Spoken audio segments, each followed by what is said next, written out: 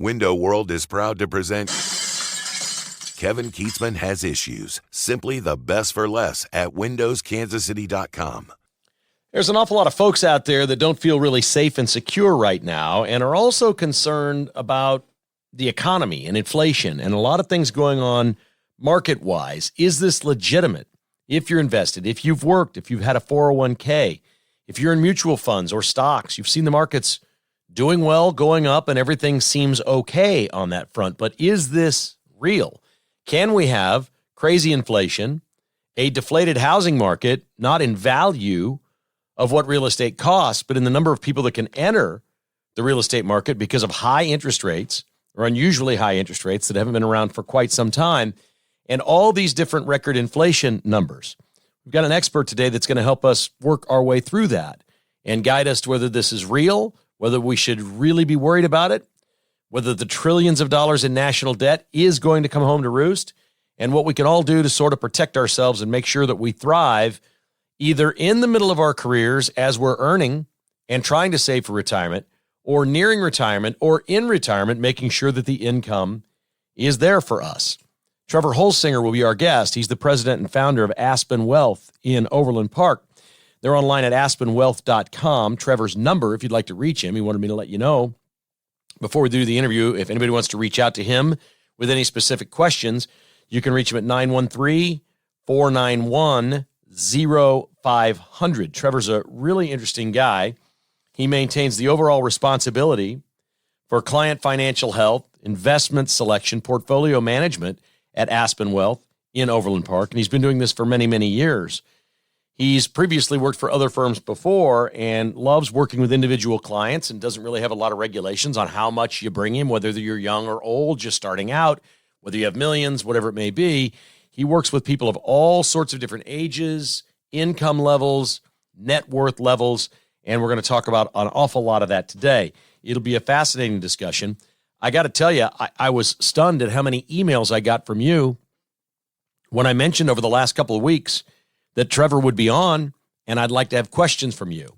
I must have gotten somewhere around 40 or 50 emails, most of them fairly specific. Some of them had to do with picking individual stocks, and we put those into the junk heap. That's not really what he does. He's not Jim Cramer. He likes to talk about balanced portfolios. We will talk some sectors today, whether you should be in tech or retail or different types of sectors, oil, energy, things like that, and where your balanced portfolio should be. We'll get into some of those things, but individual stocks, not really what he does, and he doesn't recommend you have too much in your portfolio with individual stocks anyway. So a lot of folks like to do that on the side, setting aside, taking what they have in their investment portfolio, but then maybe keeping a few $1,000s on the side to do individual stocks on your own and try to do that sort of thing. He's not really a stock picker, not exactly what he does. He is an investment advisor and fund manager. This is really good at he's just really good at what he does. I find Trevor to be very interesting. He and his brother reached out to us quite some time ago and said they love the podcast. They listen all the time. And hey, if you ever need anybody to talk about finances, give us a holler. And I'm like, okay, cool. So with the response that I got, the number of people that have reached out about this episode, we'll probably do this maybe 2 or 3 times a year as news warrants. If we see a big change in interest rates or if the housing market explodes or something like that goes on, Trevor may be our go-to guy. He's just an interesting, fascinating guy, and I've said this many times. I just love interviewing people that are smart people, and he really is a smart guy, and I think you're going to enjoy this discussion today. It is all brought to you by North Kansas City Dental, online at nkcdental.com. Office in North Kansas City and Westwood, Kansas. Dr. Bill Bush is an award-winning dentist, and he and his team would love to be your dentist. Make the switch today to North Kansas City Dental, online at nkcdental.com. The Finch Pocket Knife Company, online at finchknifeco.com, now featuring the Hellfire Pocket Knife at Shields in Overland Park and the Hill Creek Market in Lecompton. Hellfire is pretty much what it sounds like. It's got 3 different handles you can choose from. You can customize this. You can find it on their website very easily, finchknifeco.com. Keep life from getting dull, and keep a Finch pocket knife in your car or on you. Anywhere you go, you'll be surprised how much you use it. Finch Knife Co. Keep life from getting dull. Want to see a concert? Want to go to opening day? Want to check out a sporting event? Ticketsforless.com is your go-to source for anything that requires a ticket anywhere in America. Call 913-685-3322. Mention KKHI and save between 5 and 15% on every single order. That includes opening day for the Royals, March 28th. Suite level tickets to upper corners in the upper deck. Ticketsforless.com has them. They even have pregame party tickets, all kinds of cool stuff. Your promo code is KKHI at ticketsforless.com. All right, let's not waste any more time. I've got a few questions for Trevor and then a whole bunch of your questions. I think you'll find them fascinating. We had young people, older people, people in retirement, people planning for retirement with very specific questions. Also, we get a little political. Does the election matter for your money? With Trevor Holsinger of Aspen Wealth Management, online at aspenwealth.com. Hit it. The Kevin Keatsman Has Issues conversation is brought to you by Cross Kitchens, Kansas City's home remodeler, online at crosskitchenskc.com. Trevor joins us now, and this is going to be fun. I couldn't believe the amount of people, Trevor, that got a hold of me and wanted me to ask you questions. I've got my own first, sir. How are you today? Everything good? Doing great. Good to meet you. Good to meet Cabo. Yeah, he loves everybody. I'd say you're special, but he likes everybody, so I'm sorry if he jumped on you or anything like that. Was it all good? No, it's all good. He's not my Walmart greeter, but it's similar. He meets everyone at the door, so that's definitely a good thing. Let's start with this one. Aspen Wealth Management, which you founded, and you've been in this industry for a long period of time. You are pretty much a boutique. You're personal service, one-to-one type client relationships. Tell me a little bit about what it is that you do for anyone that's listening so they know exactly what you and your firm are all about. We do comprehensive, custom financial planning and investment management, which is, we coin ourselves as personal CFOs. You have a family wealth, family business, your portfolio, your house, your net worth might be $500,000. You might be growing it. It might be $1 million, $2 million, $10 million, $20 million. It's a business. It's a serious business. So we look at it as, we are the personal CFO. We will run numbers. You're the CEO. We give you information. You make the decisions. Make the final decisions. And so what do you find with most of your clients? Are they mostly people like me that watch the markets a little bit? We see a little bit of what's going on, but I would never feel comfortable doing things for myself. Is that mostly what your clients like, is for you to be the brains of the operation? Well, once again, it's that the client needs, I analyze the data and present the data to them. This is the financial planning perspective. So I analyze the data and I make recommendations. They need to make the decision. So if it's an investment portfolio, do you want this portfolio? Do you want this risk? Do you want, if it's estate planning or if it's tax planning, do you want to implement this? So we analyze it, give them all the numbers. Oftentimes they say, what do you recommend? And then they'll say, okay, fine, I have you, I hire you.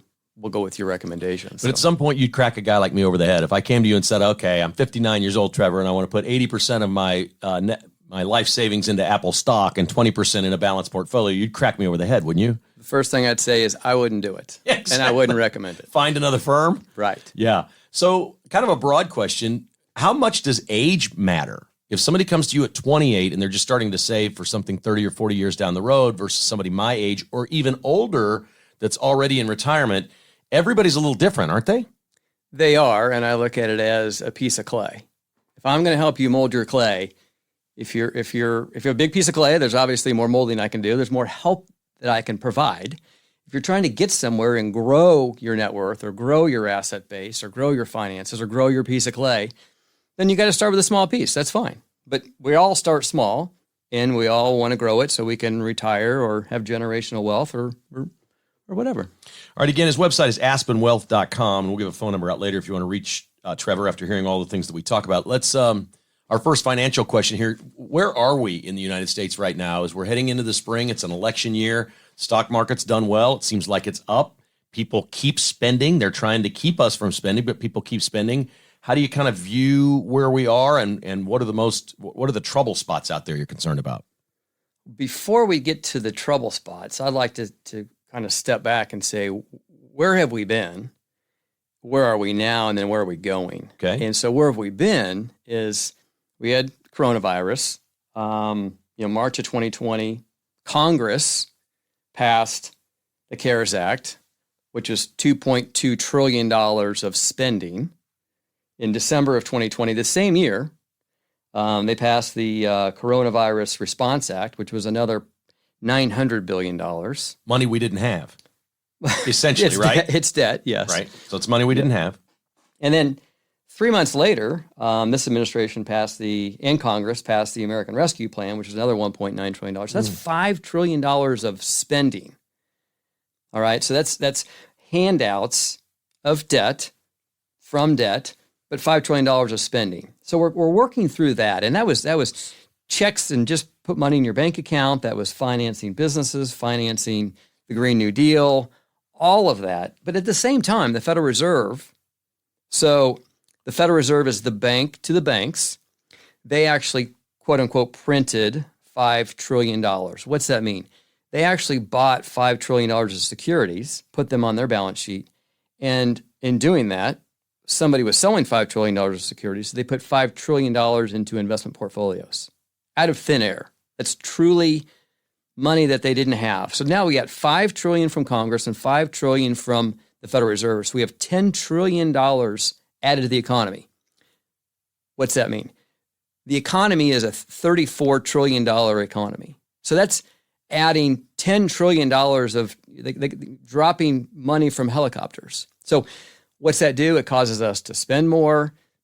Now we have inflation, right? So inflation goes from next to nothing to 9% in 2022. So now they've raised interest rates, and because of inflation going to 9%, or while it was rising to 9%, the Federal Reserve just started to raise rates. They raised rates from 0% to 5.25%. This is 2022. As rates go up, the stock market goes down. But it's been fairly resilient. The stock market's doing okay, right? So there's $10 trillion out there, which creates a lot of resiliency. We're still working through that. Now the rates are 5.25%, 5.25%, 5.5%. We're still working through that, but the economy is starting to show some cracks. Yeah, some cracks. Would we have been? Let me stop you right there. Would we have been better off if they didn't print all this money, and it would have been harder for people through the pandemic? If we'd have bitten the bullet and not done all that, would we be better off today after a recovery that was maybe market driven and not government led? This is the age old question of are recessions okay for us? And the government doesn't want to allow recessions now. A recession, in my mind, my opinion, is a cleansing of the excesses. So they don't want it because they can't get elected when that happens. Correct. Right? Correct. So our government, since 2008, doesn't want to allow a recession. And a recession allows you to get rid of the excesses, cleanse yourself, make businesses healthier, make the government healthier. Instead, they're printing money and inflating our way out of it and adding debt. So it's pushing the can down the road, which I believe that when there is a problem, it's a bigger problem. Instead of having small problems, it's going to be a bigger problem. And so one conversation we may have is does the debt default? Does the government default on its $34 trillion of debt? Well, that's a question I was going to have later from one of our listeners, but we'll just address this right now. What the listener wanted to know, and I don't have the sheet in front of me. I was going to go through these later. He was simply asking, I keep hearing about this my whole life, about that's too much debt. This is not sustainable. Now I hear people say sometime in the next 10 years, the chickens are coming home to roost. His question is there a point that the debt crushes the stock market and or wrecks Social Security? Can they just keep printing this money? They will keep, well, let me finish real quick if I will. Sure. So the unemployment is flat in America. 161 million jobs, workers that continue to work. But what's interesting is foreign-born workers have grown from 30 million to 31 million in the last year, which means U.S.-born workers are down 1 million jobs. So jobs across America in the last year are flat. All right, whether it's foreign-born or U.S.-born, okay, it's flat, which means we're not growing the economy. Okay. So unemployment is fairly flat, but 45 out of 51 states plus District of Columbia are saying they have rising unemployment. So something doesn't jive there. They're saying there's 6 states plus DC that's kind of growing, but 45 are losing jobs. It makes you suspect. Scratch your head, yeah. This is probably outside either one of our purviews. Does any country on earth have 31 million foreign workers? That seems impossible to me. Most countries don't have 31 million people, Correct. I'm guessing, but 31 million foreign workers in this country? And I'm sure it's growing. What on earth? It's probably low. Yeah. That sounds low to me. Does anybody do this but us? Why us? Do Americans not want these jobs? Oh, I can't. We don't know. Can't answer. You're over my head. I'm in the finance. You're in the politics. I know. Well, not politics. I'm wondering if it's a necessary evil that like literally Americans don't want these jobs, or whether enough people got rich enough they just said, "To heck with it, I'm not taking a job." I'm like sure that. some of them are engineers from China and India and such, and that's fine. But how many more of them from Are they illegal immigrants? Are they lower wages that we don't want? I mean, let's be honest that, Americans don't want the lower paying jobs. Right. So another issue I just want to bring up is because interest rates are so high now, credit card interest rates are high, mortgages are high, car loans are much higher. So we were paying $230 billion of interest, personal interest, $230 billion. We're now in the last 12 months up to $573 billion of personal interest. More than double. More than double. It's $343 billion more interest. 2.5 times. I misspoke earlier. The economy is $23 trillion. Yeah. The debt's $34 trillion. Yeah. The economy is $23 trillion. So $343 billion of additional interest is $343 billion you can't spend on goods and services. That's 1.5% of the economy. So the economy is slowing down by 1.5 just because of the interest cost. So the government is slow to react. The Federal Reserve was slow to raise rates. I think they're going to be slow to lower rates. If I may here, one more comment here. So inflation is coming down. It's down from 9.1% in June of 2022. The U.S. government's reporting it's 3.2% today. Well, there's a third-party business called Trueflation. It's a website, Trueflation. Anybody can go there. They actually take 10 million data points. All right. So they were ahead of the curve on inflation up, and they're ahead of the curve on the inflation down. And their data points are saying it's 2.1% inflation. The U.S. government's at 3.2. So the U.S. government the Federal Reserve is behind the eight ball again, which the longer they're behind the eight ball, the slower the economy is going to get, the more interest we're going to pay. And so eventually keeping rates where they are is going to continue to drag us down a little bit. Wow. Man, I'm telling you, I hear all these stories. I see them on the news that so many millions of Americans are racking up credit cards and getting to their max balances on there, just buying things they have to have. Food, groceries, for example, their light bill, clothes for their kids to go to school. If we have a large number of people really doing that, we got a price to pay here at some point, don't we? Again, inflation impacts the lower income Americans the most.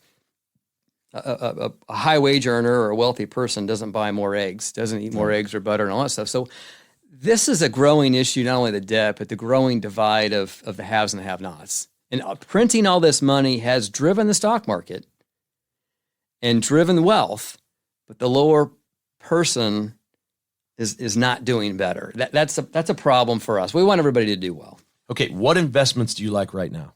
Is there a sector or a thing, or when you're balancing portfolios, is there something you've maybe in the last year or recently moved to a little heavier on this and a little lighter on this or something like that? What is it that you like right now for most, not all, again, it's age driven and wealth driven for a lot of your clients, but what are some of the things that you like right now that you think are very stable? Well, stable is the $1 million question. Right. So I'm not sure. I think we're in if you look at investments from an annual or 2-year perspective, we're in a very volatile period. In 2018, the market was down 25%. In 2019, it rallied. In COVID, it went down 36%, and then it rallied into 2022, and then it went down 20%, and then the market's up last year. So we're in a very volatile period. And this debt and printing money and the coronavirus, we're in a volatile period. So to say it's stable, there's not a lot of stable, but we are on a risk. We are in a risk on environment, and there's still a lot of money out there. Inflation is coming down. We're in a little bit of a Goldilocks period. So let me give you an example. In 2022, when they were raising interest rates, large cap value. So the boring stocks, the General Motors, the Fords of the world, the Coca-Colas, they were down 7.7%. Okay, large cap growth is the Apples of the world, the Nvidias of the world, the Googles, the Netflix, down 29%. So that delta is 21.5%. Right. So in 2022, the best place to be was value. Okay, it wasn't down as much. 2023, last year, growth was up 42+%. Value is only up 11. That spread is 31%. Wow. So we're still in the growth phase. So it's step back. And so when rates are going up, value is going to do better than growth. When rates are coming down, the growth stocks are going to do better than value. We're still in that mode. So growth stocks, tech stocks, we are risk on, and the growth stuff is doing better and will continue to do better as long as rates continue to slowly decline. Okay, how much of it is driven by big industrial firms, BlackRock or whatever, buying all these different stocks and putting them in portfolios and things like that? And how much of it is consumer driven? Because I use my everyday experience around people, and what I know is I don't know what bad can happen to these tech companies. Everybody I know just keeps buying these stocks or has them in their portfolio in some way, or they're in tech funds because they just believe in them and they think tech is going to get more and more dynamic, and AI is coming, and Elon Musk is saying AI is going to change the world. He recently said, we won't have to work. He said, I don't know how many years it's going to be, but nobody will have to work. There will just be AI robots everywhere that can do every single job we have, and we'll have some sort of a payment plan where everybody gets paid something because the robots are doing all the work. I don't even understand what he's talking about, but I'm not that smart. But I've also talked to my mom, who didn't have running water and went to an outhouse to go to the bathroom when she was a kid, and they had to boil water to take baths growing up in Paxico, Kansas. And now she's as spoiled as anyone. If her air conditioning goes out for a day, she's beside herself. She's got a laptop and a computer, and she's doing all the things we do. And that's in her lifetime. So I don't doubt any of this stuff that it's all going to change wildly, isn't it? It's all, AI is here to stay, but AI is not brand new. But I thought Google was AI. I thought if I search something, it gives me an answer. What does AI do that doesn't do? I haven't figured this out yet. Right. I think it's advanced intelligence is what I would say. Programmed by humans with an agenda. That's part of it. Yes, that's part of it. Yes, that's what scares me. But what I would compare it to is this is going to date you and me, but back in the 90s, when was the internet created? The 90s, the late 90s. Right. So in 1999, the NASDAQ was up 100%. Warren Buffett was an idiot. So if you didn't own all the internet eyeball clicks companies, you don't know what you're doing. What happened after that? Crash. Down 80+% for the NASDAQ. So are we in that same craze? Yes. Will it crash? I don't know, but you got to be careful. So, all right, so let's talk a little bit about, we're really close to tax day here, and most people probably have already filed and done whatever. How much of what you do at Aspen Wealth with your clients has to do with tax management, income, things like that after retirement? How big are taxes? Can you help? Isn't it pretty simple that the more you put away for retirement, the better your tax situation is pretty much every year, no matter what your age is? What I've found over the years is you'll be in a lower tax bracket when you retire. That's the goal. Everyone says, well, they're going to raise taxes. Okay, fine. But I've seen clients with $3 million that are in the 10% tax bracket. How is that? If you have all of your money in a pre-tax 401k or IRA, and that's all your money. Let's say you have $1 million, let's say you have $500,000, you have $2 million. If that's all your money, and the government pays you Social Security, then every time you take money out of your IRA or 401k, it's never been taxed. It's been great, tax deferral. Every dollar you take out is going to be taxed. So if you need $100,000 to live on, you have $100,000 of income. Great, you're replacing your income. But the issue is that's also causing your Social Security to be taxed up to 85%. So a lot of times what I recommend is have Roth money that's been taxed. So you can take that out and it's not taxed. You have pre-tax IRA 401k money. And you also have non-IRA 401k money that's already been taxed, after-tax savings, that you can tap that and not pay tax on it. So I kind of look at it as 3 buckets. And if you can manage those 3 buckets and take a little bit of each bucket, then you can not have your Social Security so taxed. So your goal would be to take the minimum that you have to take out in something that's been deferred. That would be an ultimate goal in retirement. Isn't there a number when you're 70 or something, you have to start taking this money out? It's been raised. It was 70 and a half, and now it's 72. Okay. And how much do you have to take out? Is it depending on how much you have, or it's one divided, it's your life expectancy. So at 72, it's about 1/23 of your account balance. Okay. And then it goes down almost goes to 22. I can't even figure out what that is. So if you had $1 million in a 401k tax deferred, it's about 4%. 4%. Yep. Okay.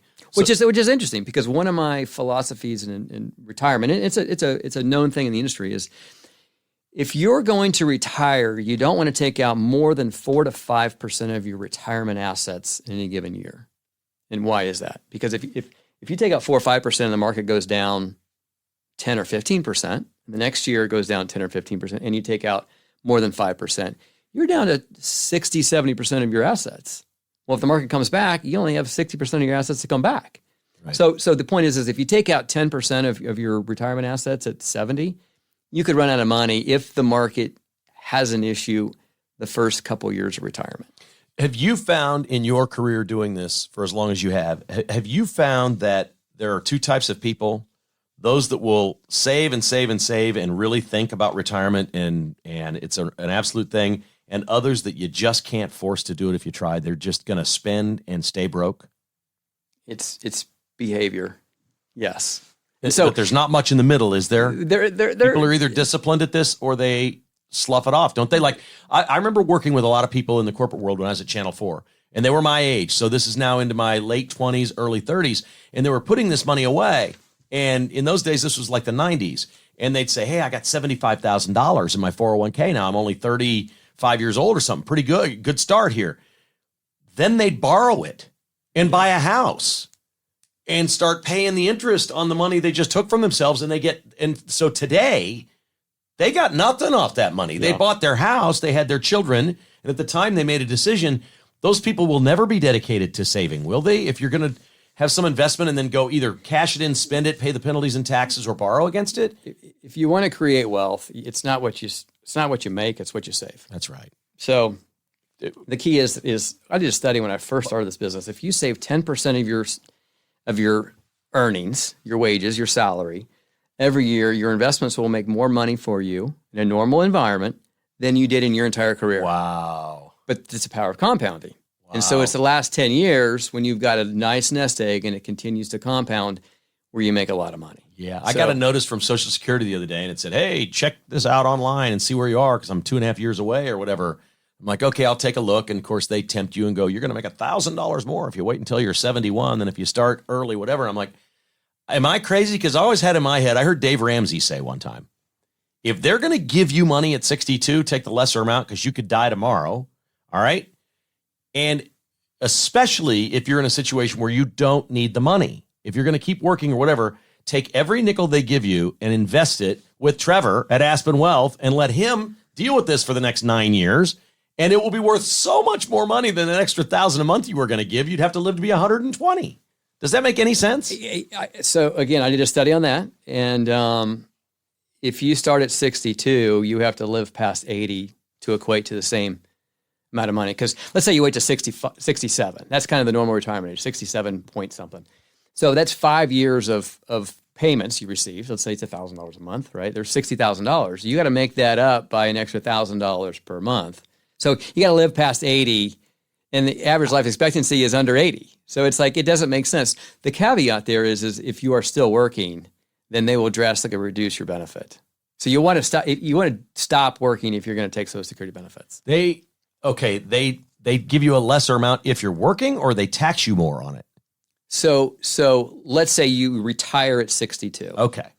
You will get paid less money at 62 per month. Right. Than if you retire at 67 and say, I now want my Social Security benefit. Okay. But whether I'm doing this or not, if I keep doing the podcast and making income. If you have earned income where you pay FICA, Medicare, Social Security tax on that, a wage, that will reduce your Social Security benefit check.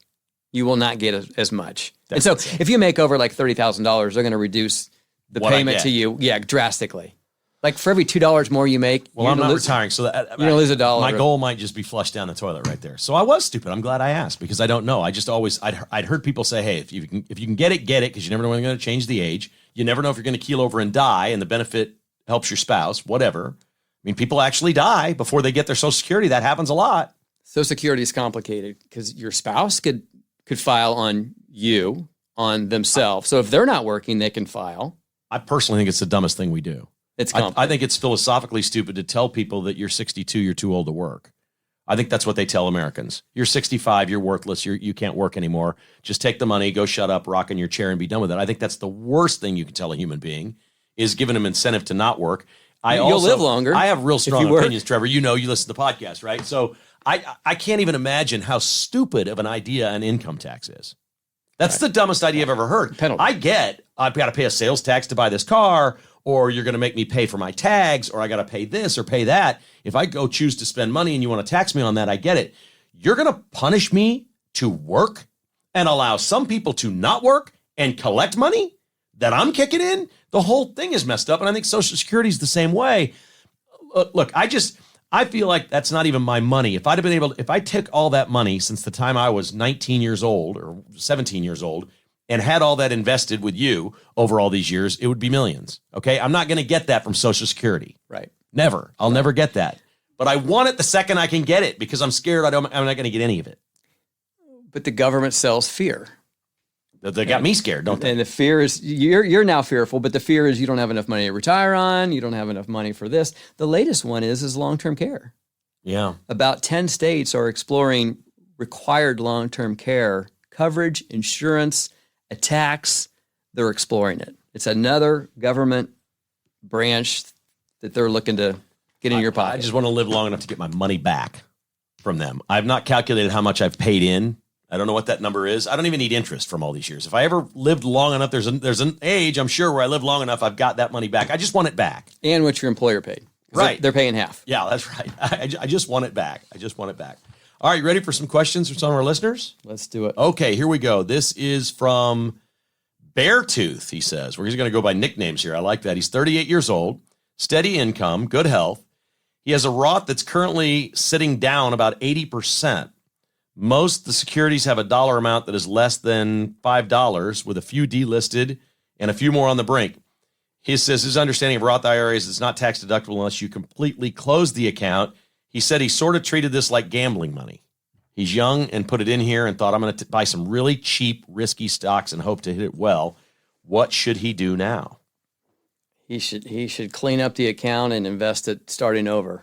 And starting over means what I own this today. So he's right. There's no tax deduction. Even if he closes the account, there's no tax deduction. If he takes it out, there's no tax deduction. He just takes his money out. He doesn't get deferral. So even if it's down 80%, if it's down to $1,000 or $10,000, he might as well start over, contribute to it again. The Roth IRA is a great vehicle. Unfortunately, he lost a fair amount of money, but now he needs to learn from that lesson and be more conservative and say, okay, do I want to still own these securities? And if the answer is no, then go buy securities that are good long-term investments. And he's 38. He should be able, let's say 25 years, he's 63. You should be able to build really nice wealth over 25 years, shouldn't you? Yeah, he can contribute. He can contribute to a Roth if he has low enough earnings. But there's also here's a little trick for investors. So you can put money if you have. This is going to get complicated. I probably shouldn't bring this up, but I will. I'll stop you if it starts flying over my head. It's going. So we got people driving down the road right now, right? So you can put money into a Roth IRA if your income is below a certain threshold. Now, let's say it's below $100,000 for an individual and $200,000 for a couple. It's generically about it. If you have a 401k that you contribute to, then you can't contribute to a Roth. But you can contribute to an IRA and not deduct it. I would only do that if you have no other money in your IRA and you quickly convert it to a Roth IRA. It's called a backdoor to the Roth. Congress is looking at doing away with it. But the issue is if you already have an IRA and you put more money into it. You have pre-tax and post-tax. It gets complicated on the tax situation, and it's not beneficial if you already have an IRA balance. But it's another way to contribute to a Roth IRA, which is money that's never taxed. I hear a lot of people, I've heard this a lot through the years. Most people's largest investment is their home, and they have more equity in their home than they have invested for retirement or save for retirement. Is there a ratio people should shoot for? I'm not talking about people with $10 million of net worth, because they may have a beautiful $2 million house and $8 million sitting there making all this money for them. So not them, just regular folks that are going to get on a treadmill and do this thing for 30 years and pay off a house and save for retirement. Is there a ratio between real estate holdings and securities? There is. And one of our financial planning balance sheet analysis that we do is, if you're going to retire, you need to have about 20% of your assets in non-working assets. Cars, personal property, houses, to support your lifestyle. Okay? So it tells us your lifestyle. If you have a $200,000 house, you need about $800,000 to retire. $200,000 house is very modest. It's well below average in Johnson County. $800,000 will support you. If you have a $2 million house, you probably need about $8 million to support your lifestyle. It's shocking how that ratio really, really works. And if your $2 million house is paid for, you need $8 million? It tells you how you're living. You travel a lot. You've got country clubs. You've got expenses. You like to. I see what you're saying. Not many people have a $2 million house. But tell me somebody has a $2 million house and doesn't spend money. Yeah. Okay. Yeah. So 20%. And if you have 20% of non-working assets, it tells me your propensity is to spend money. You have nice cars. You have nice golf clubs. You have nice country clubs. So whatever equity somebody has in their home, you should be trying to accumulate 4 times that for retirement. Yes. Perfect. That's a goal. That's very simple. That's awesome. Now understand, when you're 25 years old, not close to that, but you inch closer and closer and closer. And when you get near retirement. But you can also stay with it for life. Correct. Right? You can either add more to your mortgage every month, or if your portfolio is going up, you can do that, right? Right. You add a mortgage and it adds a little more complexity to it. Okay. All right. This one from Chris. Here we go. Hopefully I'll be retiring in 8 years with what I believe to be enough money to fund my retirement, my wife's retirement, and my kids. I believe in generational wealth.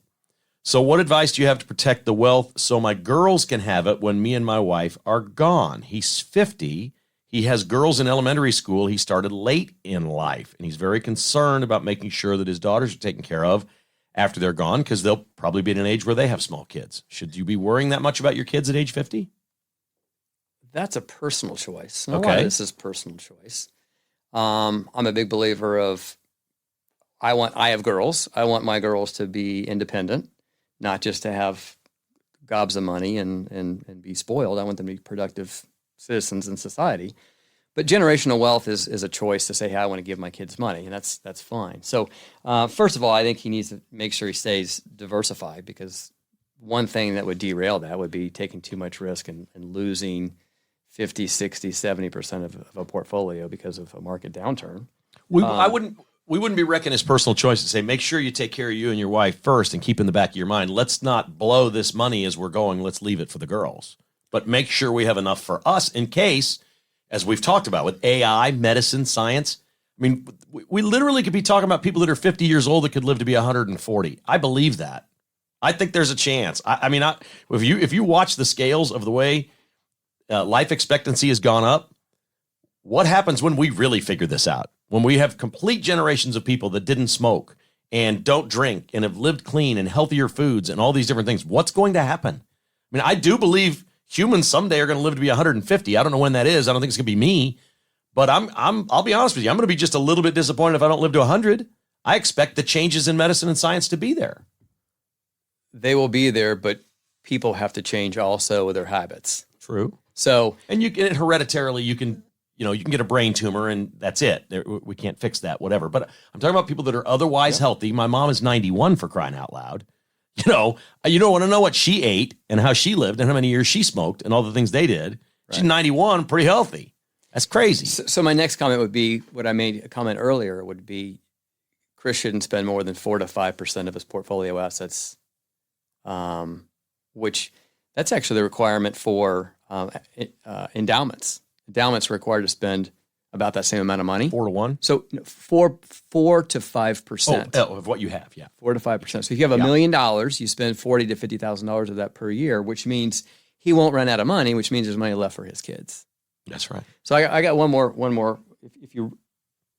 One more idea, and that is a second to die life insurance policy. And I'm not a huge life insurance person, but to check that box of generational wealth, he could buy a life insurance policy on he and his wife. Since it's 2 lives, it would be cheaper. And he can make the beneficiaries his kids, so it would be income tax-free, estate tax-free. So basically buy that life insurance, and you can even get it out of your state if you have enough wealth. But that would guarantee some wealth to his next generation, and then he has the money left over for him to spend with his wife. So another idea. All right. Another thought I have for him is this gets complicated with all the debt.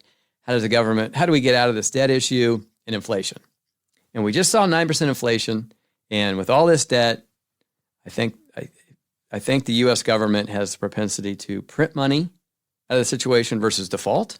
So a big fear if he's 50, in the next 30 years of his life is inflation. How do you protect yourself against inflation? Real assets. You own your home. You own rental real estate. You own physical assets. You own commodities. Not use assets, not a fancier car that's going to go down in value, right. But you own farmland that will go up in value. You own rental real estate that you can raise the rents with inflation. What if inflation's 30% a year? I mean, I don't know, but history says inflation is probably out there in the future. So what would make the wealthy and the poor closer together and narrow that gap is inflation. So if you have massive inflation, you got a guy worth $10 million, and you have a lot of inflation, let's say 300% inflation over 10 years, it's not out of the question. That guy didn't have much money anymore. He's not as rich as he was. And so I wouldn't put it past some people in D.C. to think, oh, wait, we want to narrow the gap. How do we narrow the gap? Inflation. Now, here we go. You know my audience is conservative, and I got some questions for you now, Trev. Here we go. Do you think, this is from Chris, do you think the Fed will lower interest rates this year, and how many times? And will they do this for the Democrats in an election year? Does that have anything to do with it? So the 2-year U.S. Treasury bond, which is currently yielding 4.75%, follow that.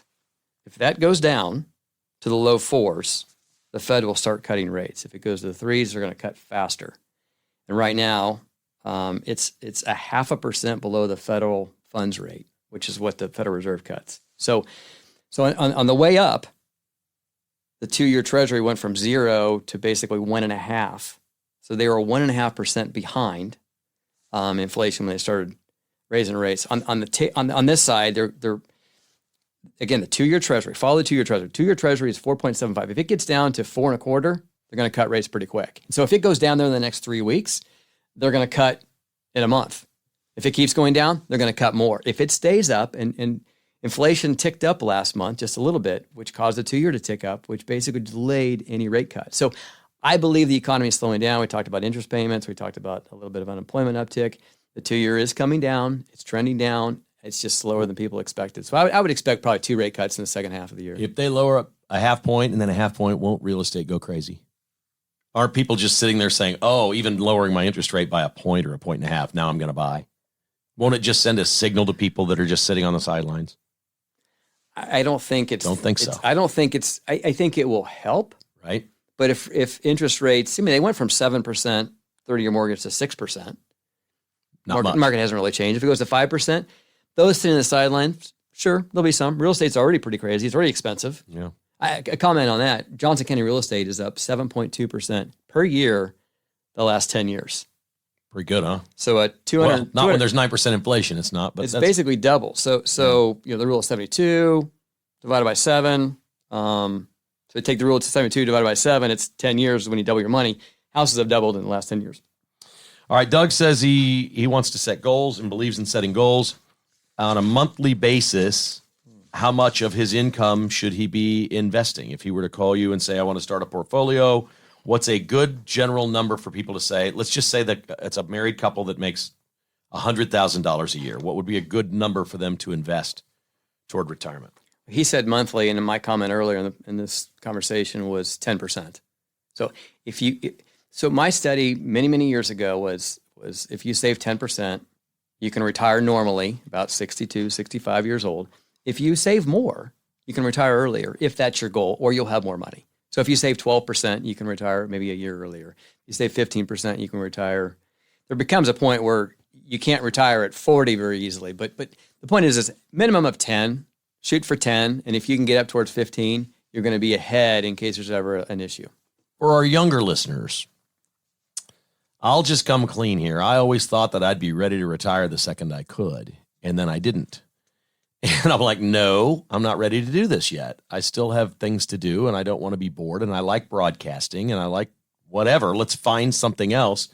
I'm going to guess you're the same way. Did you ever think, oh, I'm going to retire as soon as I can, and then didn't? Because I know people do that, because I'm one of them. I don't want to walk away and move to Arizona and play golf every day.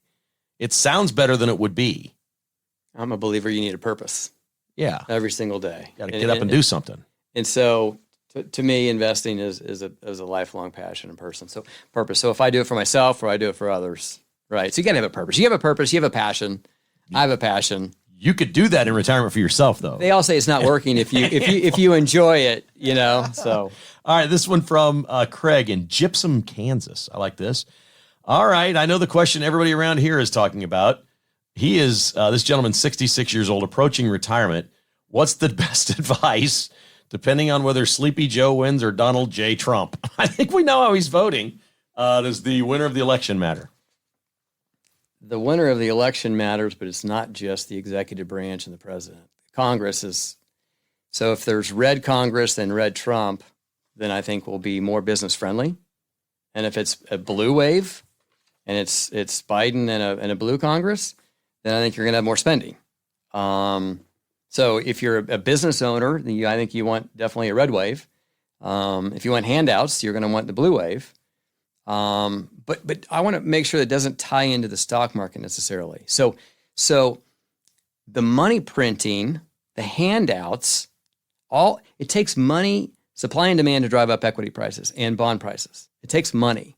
So if we have more money, however we get it, those prices can go up. So if you look statistically, blue president or red president, Republican, Democrat president, it's fairly equal. And actually, a Democratic president might be a little bit better off in the stock market, slightly. But the issue is how do you get there? All right. Are you building a healthier economy and companies, or are you giving handouts? So we can have a good stock market. We haven't a good stock market under Biden, but it's because of the handouts. Yeah. So be careful if you want your next generation, right, to have a good foundation in country and economy, then you might want red. But if you want immediate stock market benefit, you might want more handouts. All right, our final question's from Brad, who asks, ask Trevor tell him I own my house for 30 years and also own a condo at the Lake of the Ozarks. If I sell my home, do I have to reinvest the money I gained from the sale of my house into another property, or because I've owned my home for 30 years and own another property, can I pocket the gain and invest it? So that's a very good question and complex question. So Congress passed a law that allows you, if your income is under $45,000 individual or $89,000 joint, you pay no income tax on the gain in your house. If you're above that, which many people are, then you can exempt $250,000 per owner. So if there's two of you that own the house, husband and wife, it's $500,000 jointly. So you can exempt $500,000 from the sale of your house. But you have to meet an ownership and use test, which means you have to own the house for 2 of the last 5 years, and you have to use that house majority of your time.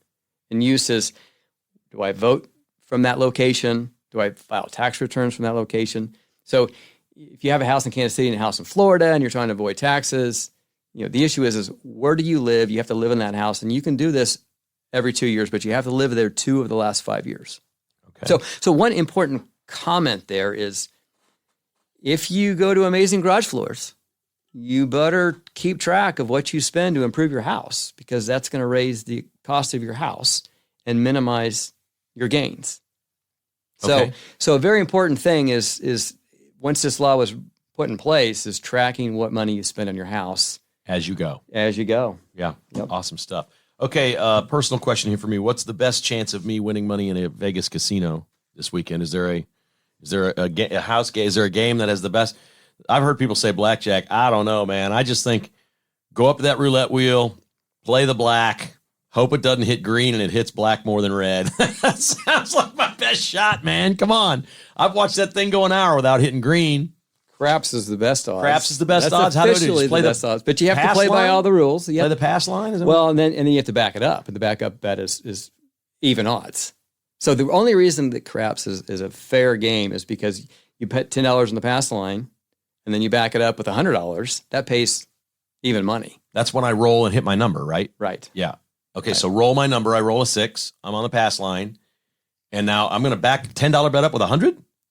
That's 100 to 1 odd. That's 10 to 1 odds. So yes, that's 10 to 1 odds. If the table says 10 to 1, yes. That's what they'll allow you to do. A lot of times it's 5 to 1. They minimize that. Oh, okay. So it maximize what you can bet there. Right. So, okay. So, but if they Because allow, that's your one advantage. That's my advantage is take that 5 or 10 to 1 odds on the pass line when I'm rolling or anybody's rolling. Yep. Right.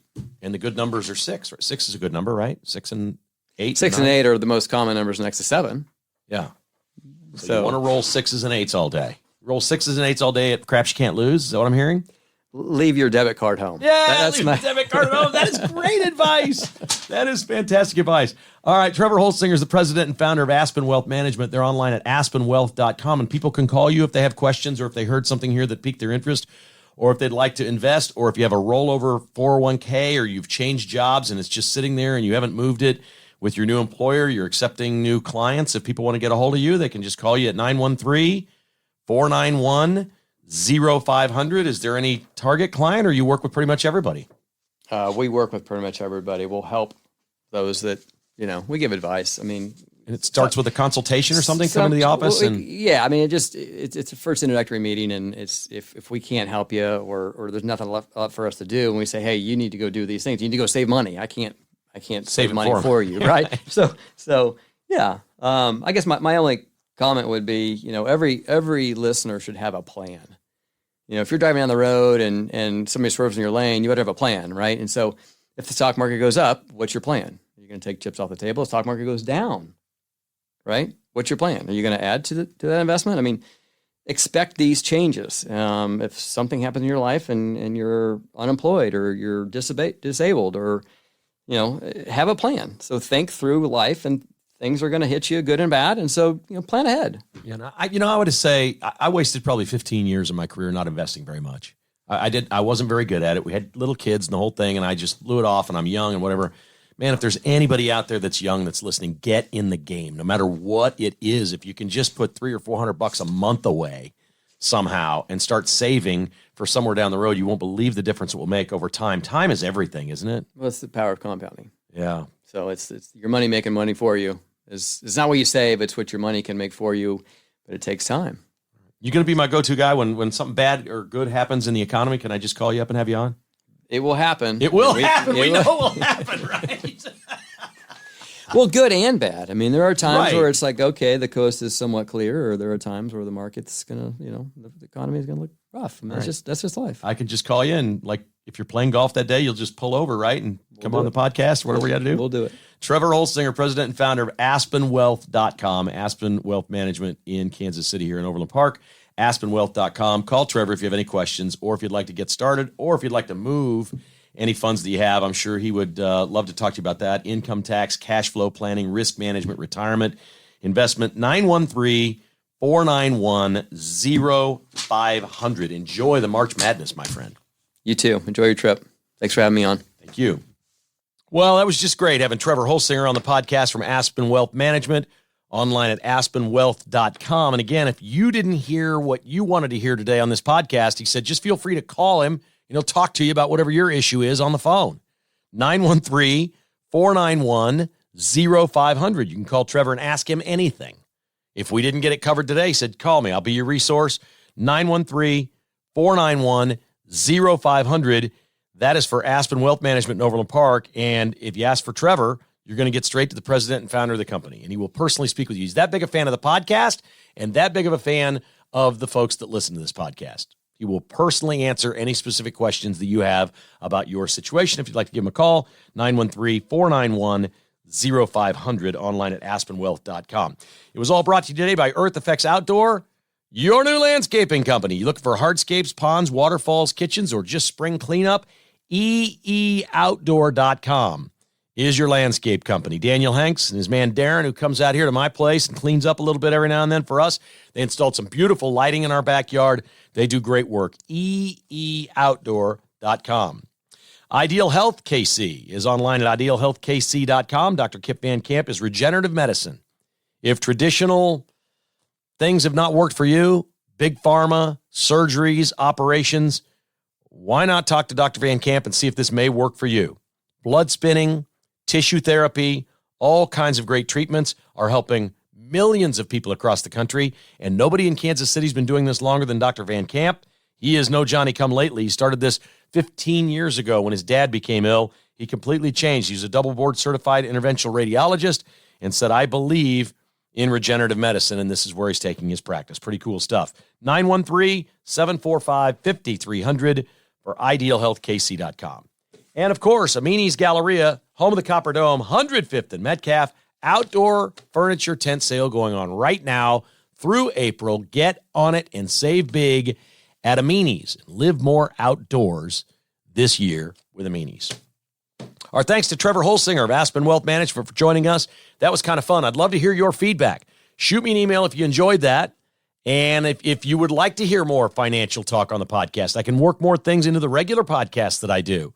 I can have Trevor on a couple times a year. We can take all kinds of questions from folks. Do you enjoy finances? Is that something you're interested in? I don't know. I've never done that, really.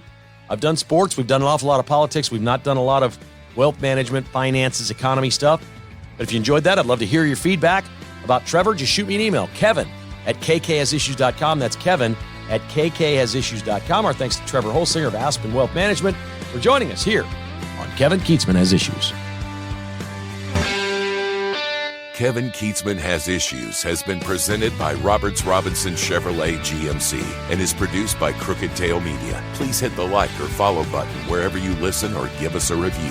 For premium content podcasts and weekly newsletter, join as a patron at kkhasissues.com for as little as $5 a month. Support all our sponsors and other conservative businesses at thekklist.com. This has been a production of Crooked Tail Media, Incorporated.